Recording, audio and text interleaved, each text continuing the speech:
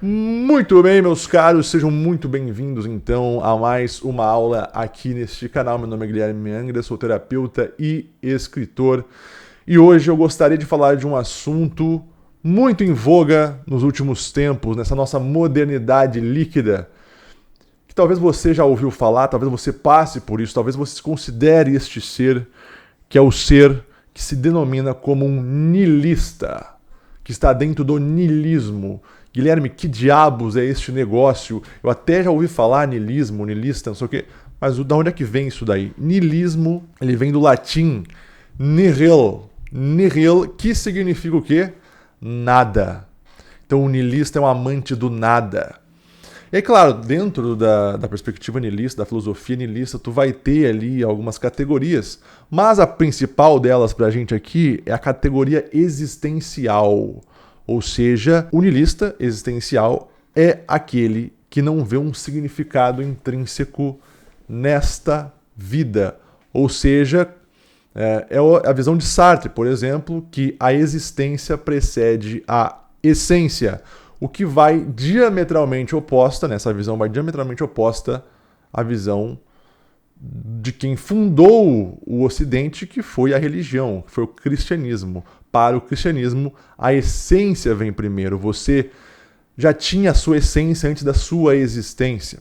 Para Sartre e para os teóricos ou filósofos aí a partir do século XIX, Nietzsche, Freud, Marx, etc., essa turminha legal, não.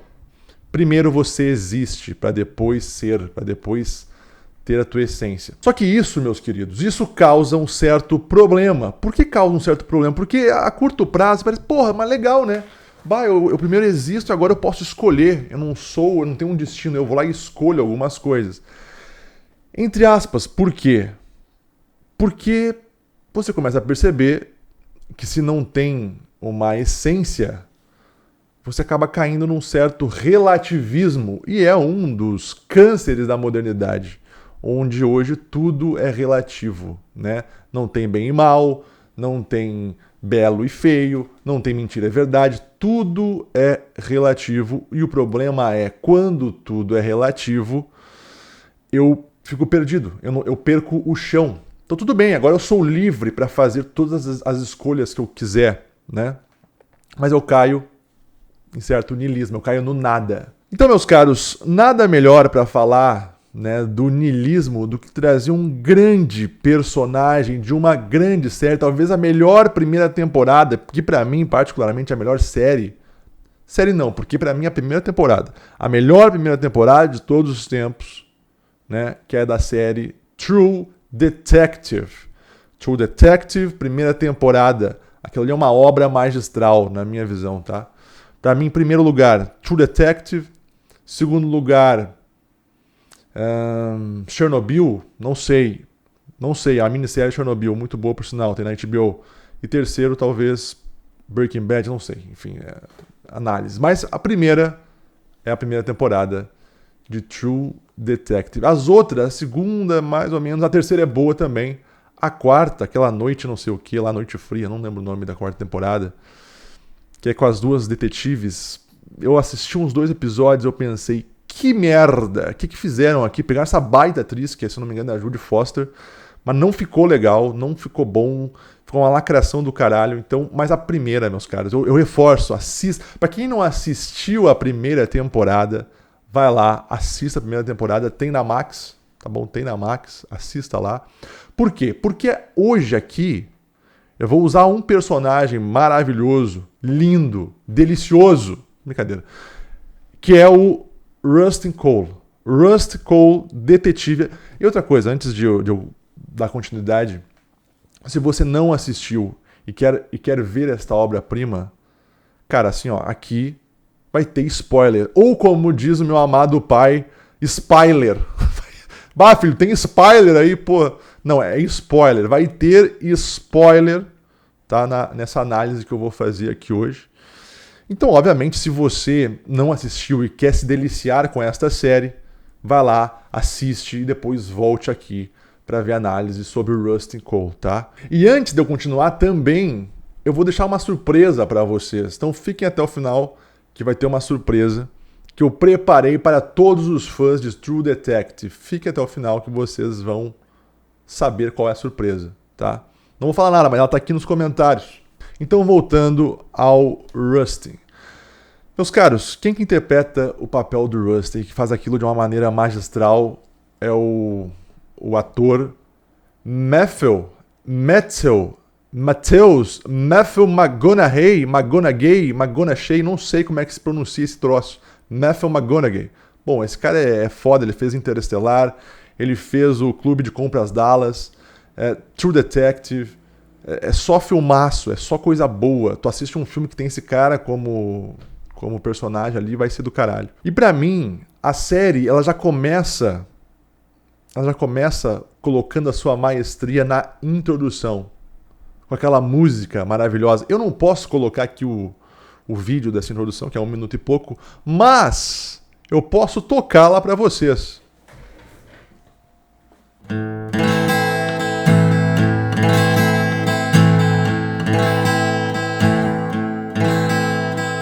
From the dusty mason, a looming shadow grows, hidden in the branches of the poison creosote.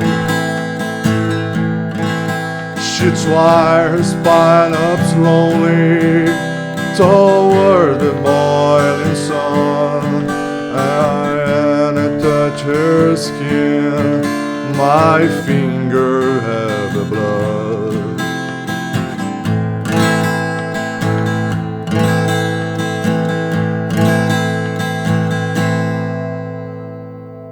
Perdoe-me a desafinação, perdoe-me não fazer jus àquela obra de arte, tá? Mas enfim, a gente faz o que dá. Então voltamos ao Rusty Cole. E por que eu vou usar ele como um símbolo do niilista? Porque a visão de mundo dele é essa visão pessimista para a realidade. O Rusty, ele entendeu que onde está o homem, está o gemido. Que em qualquer esquina o homem esbarra no absurdo. Ele entendeu que se você ficar olhando muito tempo para o abismo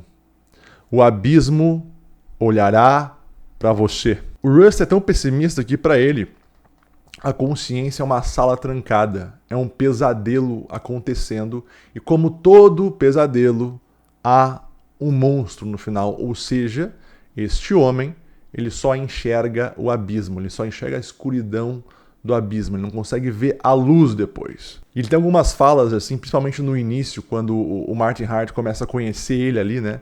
Ele diz algumas frases interessantíssimas que definem ele muito bem. Ele diz, né? Nos tornamos muito autoconscientes. E ele continua. Somos coisas que operam sob a ilusão de ter um eu próprio. E somos programados para pensar que somos alguém, quando, na verdade, todos são ninguém. A coisa mais honrável para a nossa espécie é negar a nossa programação, parar de se reproduzir, caminhar até a extinção. Aí o Marty pergunta, né?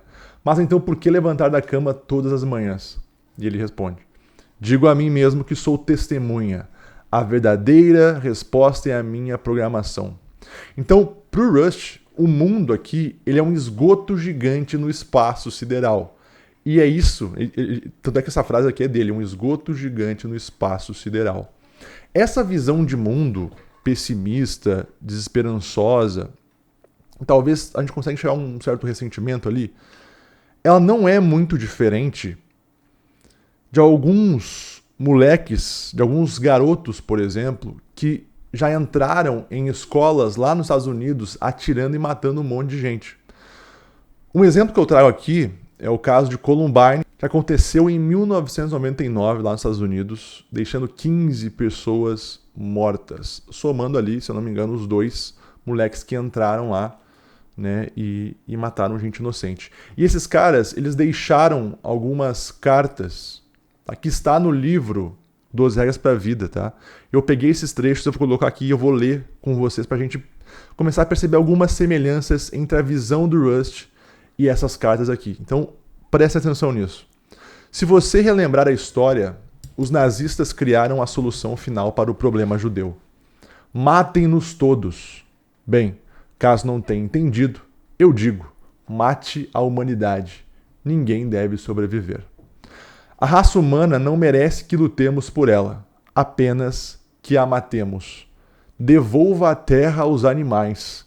Eles a merecem infinitamente mais do que nós. Nada tem mais significado algum.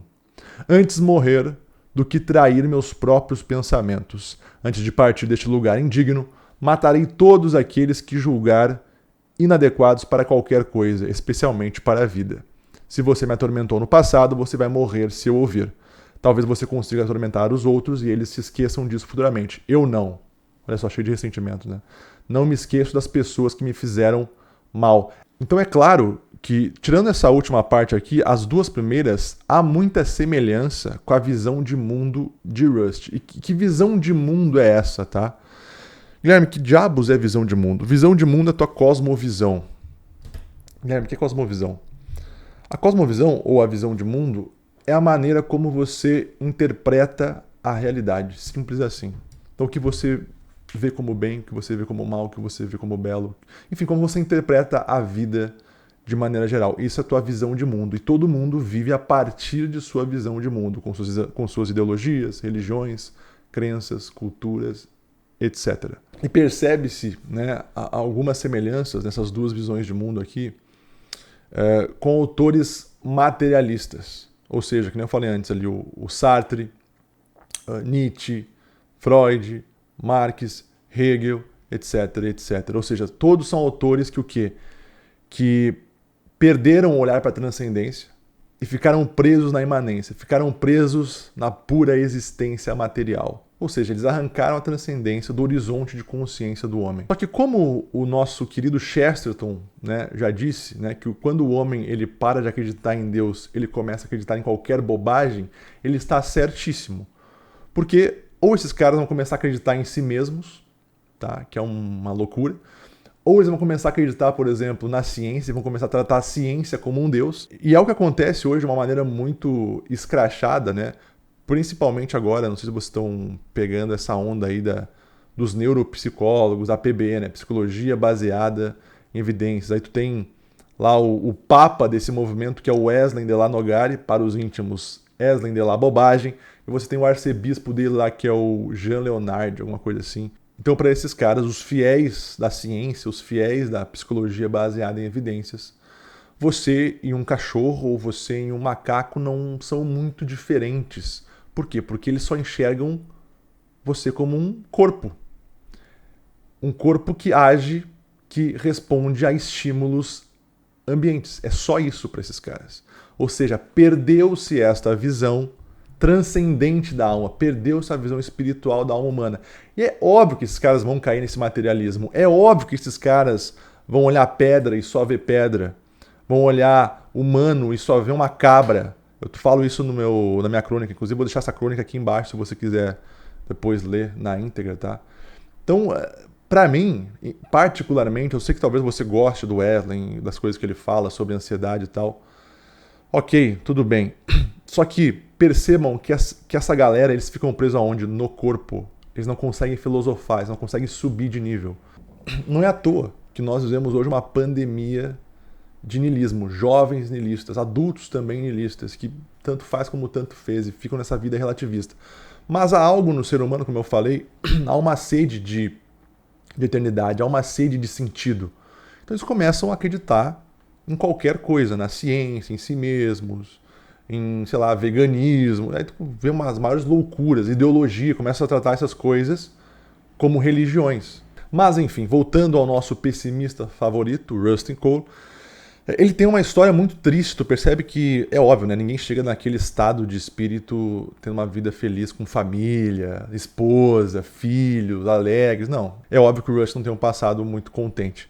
A começar, né, que ele perdeu a sua filhinha, a Sofia, quando ela era novinha, se não me engano ela foi atropelada por um carro. O casamento dele não aguentou, né, perdeu a filha, o casamento foi pro saco. A relação dele também com os pais é muito pobre. Tem uma hora que o Marty pergunta para ele sobre a mãe dele, se ela tá viva, e ele fala talvez. Então ele não tem contato, né, com pai, com mãe. Ou seja, é um cara completamente solitário, um lobo solitário, um lobo da estepe que se fixou naquela sua autoimagem, né, de homem solitário, inteligente e que olha o mundo de uma maneira muito mais profunda. Eu falo sobre isso, claro, na aula que eu faço uma resenha do livro O Lobo da Estepe, do Hermann Hesse. Vou deixar o link, vou deixar um card aqui para vocês assistirem se quiserem.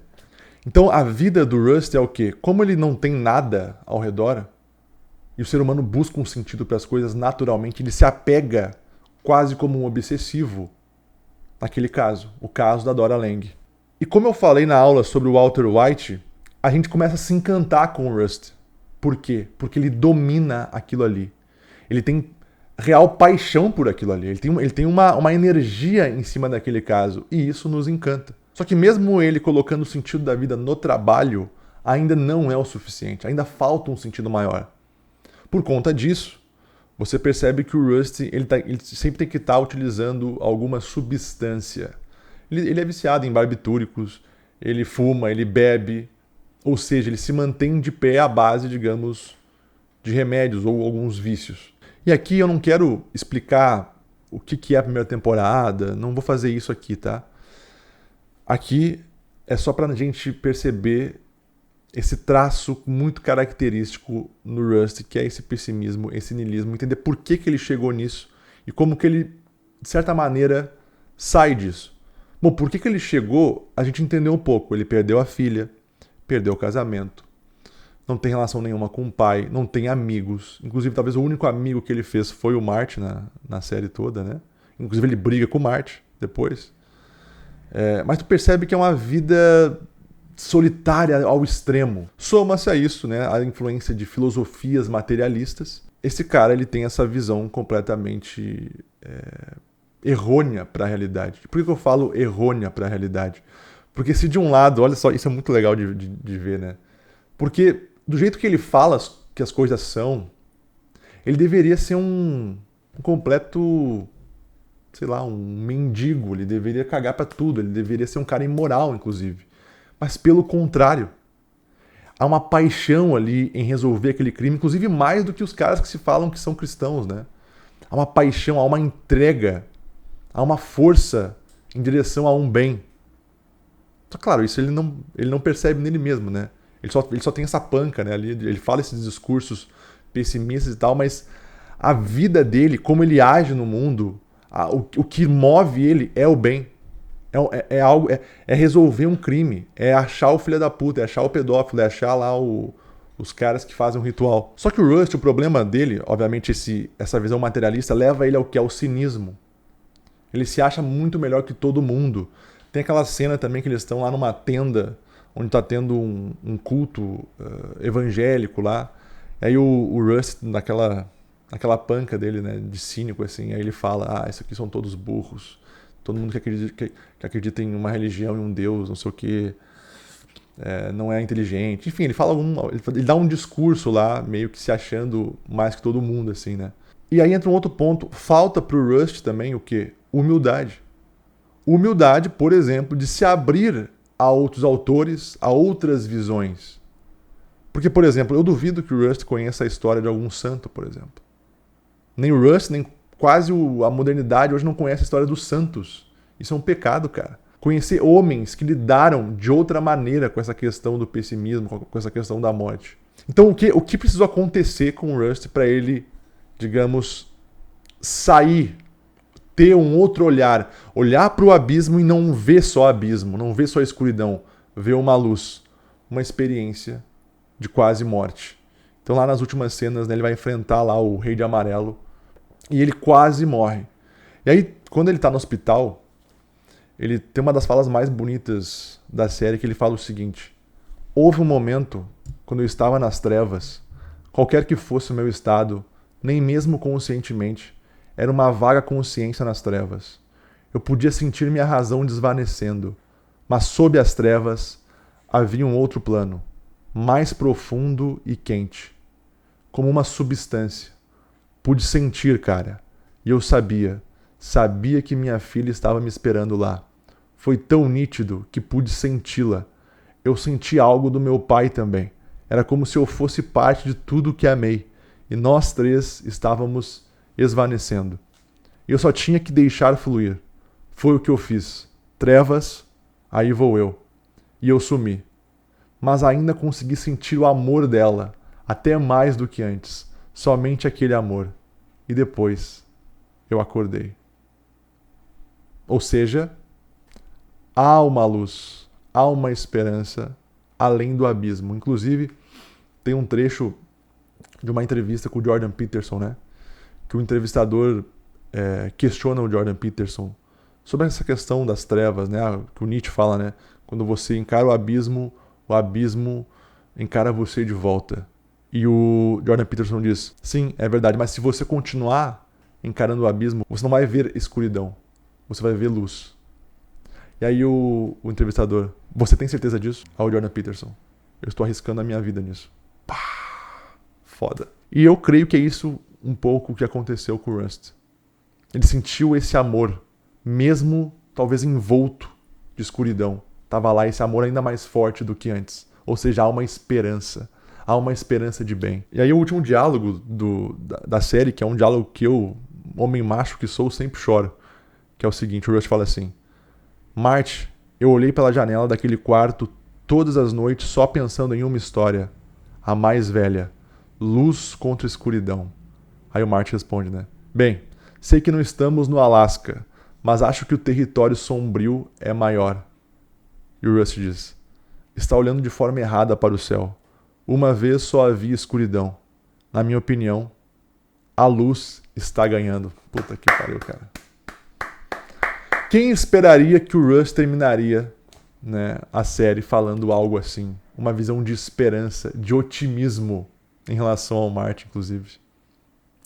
E aí, meus caros, talvez falando um pouco mais também de teologia cristã, teologia católica, é importante que se diga isso, eu acho. Porque às vezes nós temos a impressão, ainda mais no mundo gnóstico que nós vemos hoje, nessa divisão, as pessoas acham que realmente bem e mal são forças equivalentes, luz e trevas são forças equivalentes, Deus e o diabo e Lúcifer são forças equivalentes. Só que não, meus caros, só que não. Inclusive, nós existimos dentro do ser de Deus. E o Deus é bom.